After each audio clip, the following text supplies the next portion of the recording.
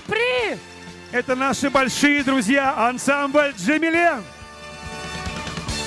Ансамбль «Джемиле» завоевал гран-при на национальной телевизионной премии «Щелкунчик», которая проходила в Москве с 10 по 13 января.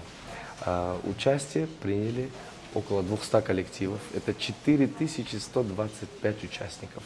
Нас заметили, подчеркнули нашу идентичность и выделили среди других коллективов.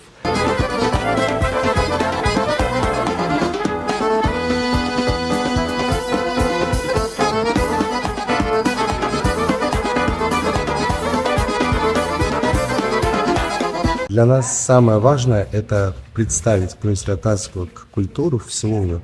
И чем большему количеству людей мы сможем показать наши народные танцы, нашу идентичность, наш характер, тем быстрее мы приблизимся к нашей самой главной цели, чтобы во всем мире знали и уважали крымско-татарский народ.